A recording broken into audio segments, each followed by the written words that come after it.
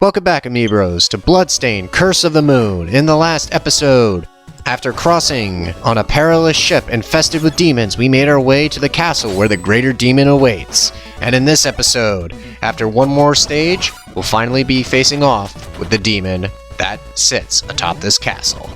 So here we are, we're at the penultimate stage before the final boss, and it's in a library whose gimmick involves narrow platforms that follow alongside a track. And if I'm gonna be honest here, on Veteran, I would say this is the hardest stage, only because of the knights that throw the axes at you and how narrow the platforms are. Because later on in this stage, these kind of platforms are going to be suspended above bottomless pits, and combine that with the knockback in Veteran mode, it does not make for a fun time.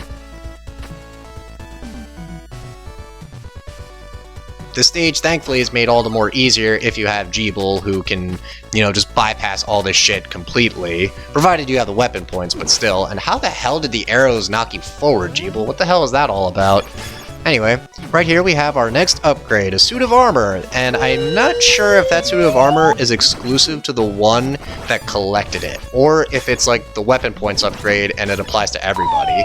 I like to think it's the latter instead of the former, mainly because I'm just imagining Alfred rocking a 2-pack of abs.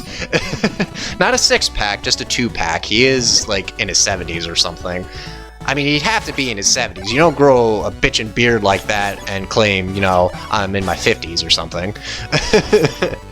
And right here, speaking of Alfred, to take this alternate pathway, we're going to need Alfred's fire spell and Jeeble's bat form, and combine the two in order to deal with that archer, because that archer, I swear, has a bottomless quiver. He'll keep firing arrows at you endlessly unless you have Alfred's fire shield, which can eat up projectiles like it's nothing. Of course, you will need Jeeble's bat form in order to get to that high point, because Miriam's jump just won't cut it. Sorry, Miriam, you have your uses, but not in that situation. And another gimmick that this stage likes to incorporate are these book platforms that go in and out. The red one, they're basically color matched, just so you can tell the difference between the two, I guess. I mean, that's my logic behind it. I'm not sure why they're color-coded differently, but hey. To each their own, I guess. Maybe the demon that once owned this castle and this massive library liked to color code his books. I know when it comes to me and how I shelf my books, I like to, do it by size rather than color and whatnot. And I generally do like to keep my books together. I like to keep my my comic books that are related to DC heroes and whatnot, together in one place. And then I like to keep my comic books that are related to Marvel stuff in one place as well. I don't want to say I'm OCD about that, but I just like things being neat and organized. You know what I mean? It's probably what a person who has OCD usually says. Anyway, weird tangent about OCD aside, here's another gimmick that's involved in this stage. Treadmills that you'll actively have to either walk against or walk alongside. Of course, there are bottomless pits, so you do not want to fall in them. And you want to make sure you're packing Alfred's electricity spell just to make your time in this section all the more easier. Of course, if you have Jeeble and the weapon points to spare, that works too. And oh boy, Alfred, you nearly bit the balls of death right there. Oh god, man, you really want a challenge. You play on Veteran mode, and what the fuck was that, Miriam? Good god, you had one job, girl. Oy, oy, oy. You just had to jump. God, I won't give you too much shit, because apparently Zangetsu fell for the same fucking trap as did everybody in the party at one point, because we're down a life. Boy. And I'm also in a bit of a pickle here, because Alfred doesn't have his ice spell, because guess what we're facing? Ding ding ding ding ding! It's another portrait ghost, the last one, and of course it's in the penultimate stage. And this portrait is of Koji Igarashi. Oh, that lovable person. But, as is the case, if you don't have Alfred's fire spell, you're going to want to do as much pot shots, or as many pot shots to that portrait ghost as possible before they're ready to absorb you. As you saw right there, basically just use Alfred in conjunction with Jeeble, and you should have an easy time. Of course, as they're ready to charge up their ultimate attack, make a mad dash to them, because I don't believe you can avoid that portrait ghost unless you're incredibly dexterous with with your characters. And unlike the portrait ghost you faced on the ship, I don't believe there's an alternate pathway to skip that one. You absolutely have to take this one down. And yeah, make sure if you want an easy time, you're just packing Alfred's ice spell, you know, and you should be good. Unfortunately, because Miriam died, and I don't have her big axe sub-weapon, I can't take that alternate pathway. What you would do is you would freeze that demon using Alfred's ice spell, jump on it using Miriam, and then use her big axe to destroy that big hulking door that's there, and you'd be able to skip this section entirely. Not that this is a very tough section, again I have Jeeble and the weapon points to spare, but as the section goes on it does get a little bit more tricky, and you know, if you could skip it, you don't have to deal with the annoying fairies that will push you back if you're playing on veteran, you know what I mean?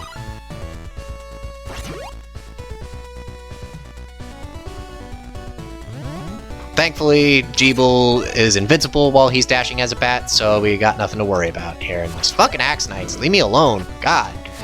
Like, Jesus Christ, man. One question I do have regarding this stage is, the demon that probably owned this castle at one point, or whoever owned this castle at one point, who had the time to read all these fucking books? Like, I want to assume it was a demon that owned this castle at one point, because, like, unless demons are immortal, there's no way in hell you would have the time to read all these books. Like, even if you were a human and whatnot, do you see how thick these things are? They're, like, thick enough to crush your ankle or your hand. You know, I don't know how you'd crush someone's ankle using a book like that. Probably, you know, if they're laying down, or leg is spread out or something like that. I don't know.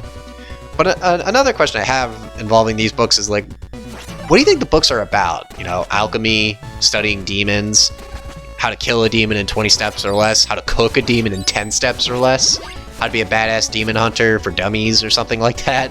I don't know, man, but I mean, that's what I like to think these books are about. Who knows? It's not like Zangetsu and Co. are, you know, willing to read them or whatnot. That would have been a cool little detail to see, you know, like maybe in a loading screen or whatnot, as you're approaching the stage, you just see Alfred studying the book and Zangetsu just like shaking his head like, books? Who needs to learn? Am I right? And he's like elbowing Miriam or Jeeble or something like that, who want none of his shit.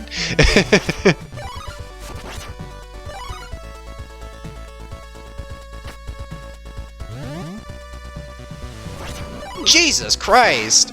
Jeeble! Oh my god! That was a full hammer throw to the back of the head! Oh boy.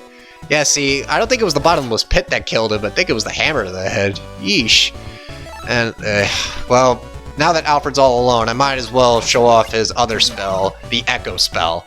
So basically how it works is Alfred summons an echo of himself, and, well, the echo is a few feet away from him, and I guess it's just used to take care of oncoming demons, but because Alfred's attack is so fucking pitiful, I don't know why you'd use it. I know my demonstration was very poor, but that's basically what it amounts to. Like, why would you use Alfred's Echo spell and rely on his pitiful attack when his Fire Shield or his Ice spell, or hell, his Electricity spell could do the job better? You know, like I said before, Alfred's not a character you play to utilize his raw attack power. You use him for his spells. That's why you play as him. But, I mean, at the very least, I can admire the attempt at trying to be different from the standard elemental spells, you know what I mean? But with Alfred's Ice spell and Miriam's big axe in hand, we're ready to take on the next boss of the library.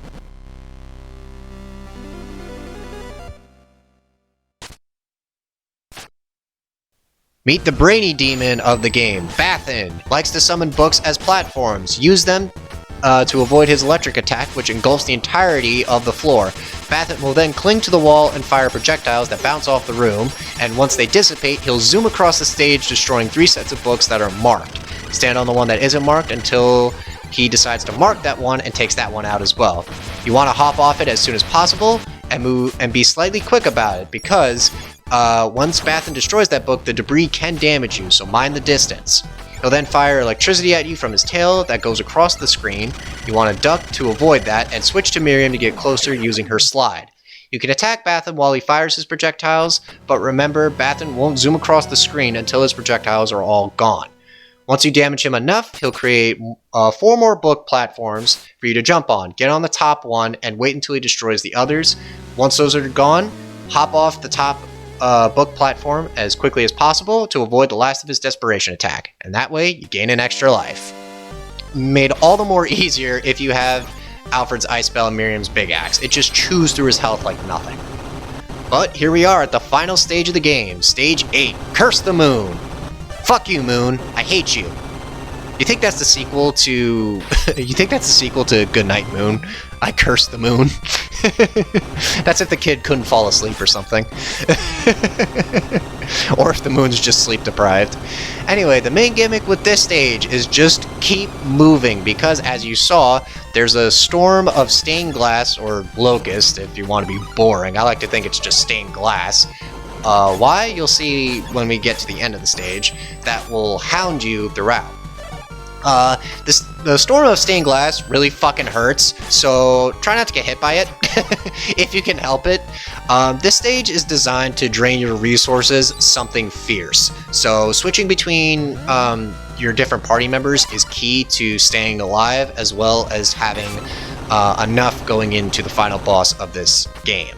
So yeah, just be very careful, try to avoid the storm of stained glass, and be mindful of the demons that lay about, because this stage introduces some of the most hard-hitting demons that you'll see.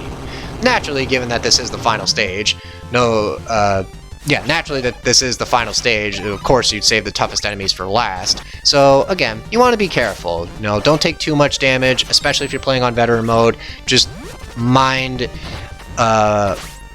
your step, I would say. Just take your time, don't try to bum rush everything, because you don't want to go into the final boss with, like, nary a resource at your disposal here. By this point, you should know your character's strengths and weaknesses you should know your character's strengths and weaknesses by this point, and utilize them effectively. That's basically the main gist of it all.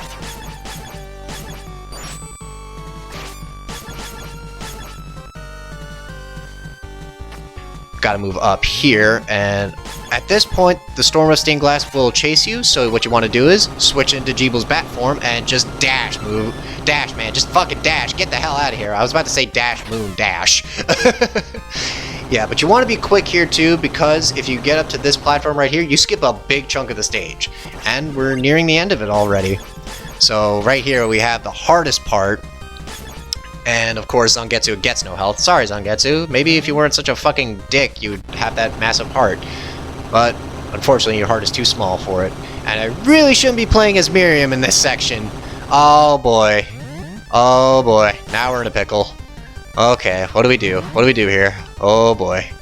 Yeah, because once those steps are destroyed, they don't respawn. So you gotta hope like hell you have enough weapon points to get yourself to where you need to be. Come on, Jeebel, you're almost there. Come on, Jeebel. Jeebel, no! Jeebel! God fucking damn it. And of course, the Storm of Stained Glass had to fucking... had to do that. Oh boy. Thankfully, there's a checkpoint right before this point. So, yeah.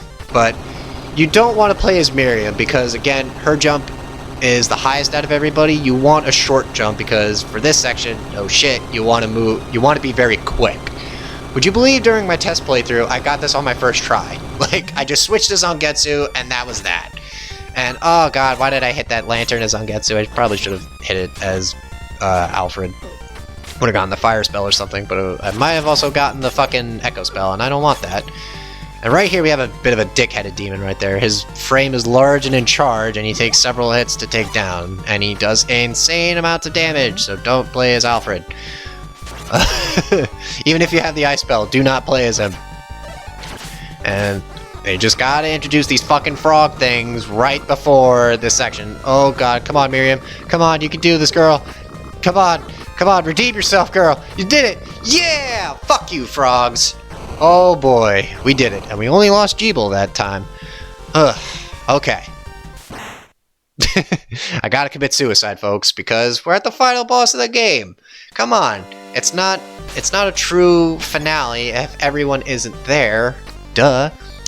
But true to its inspiration, there is a secret beyond the grand staircase. And what a secret! We got all the health upgrade, well, not health upgrades, but we got a ton of hearts to restore some of our resources, and we got Alfred's electricity spell. See, they know. The developers really want you to use this for the final battle, and I don't blame them. You're gonna want to use it.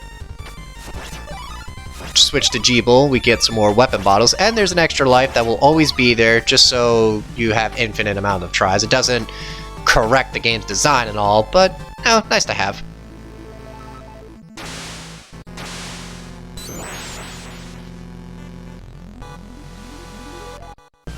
And here we are at the grand demon of them all, Gremory. For starters, with this phase of the fight, you want to pay attention to her hands, as that will indicate the direction her attack is coming from.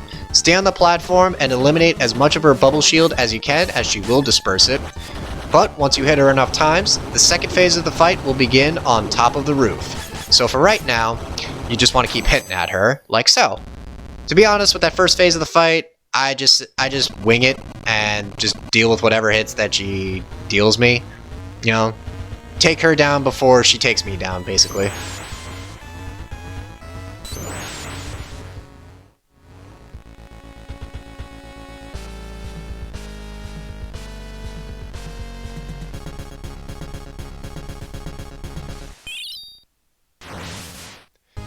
And here we are at the second phase of the fight, and if you have Alfred's electricity orbs, just utilize that and it makes this boss an utter fucking joke. Of course, you know, if you have the weapon points to spare, it makes it all the more easier. If not, well, you're gonna have to whip these crescent moons that Gremory summons.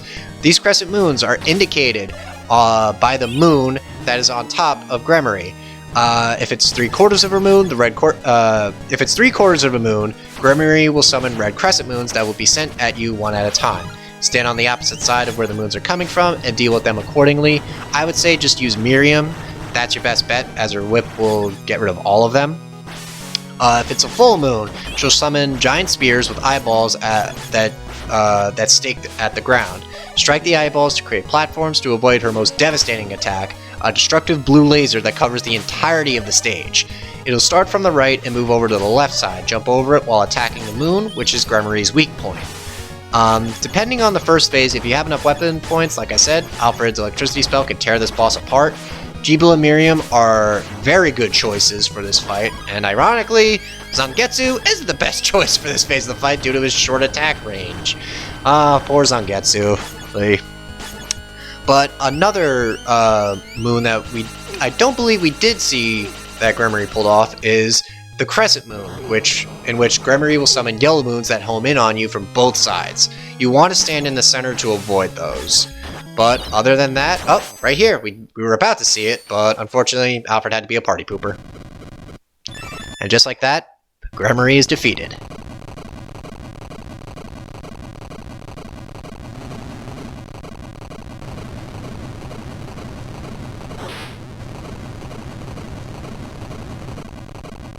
Zangetsu was astonished by his own actions. For what reason did he do this? He existed to slay demons and take revenge, but long-lost emotions had been rekindled. However, the time had passed. As his consciousness drowned in darkness, Zangetsu could only pray for their escape.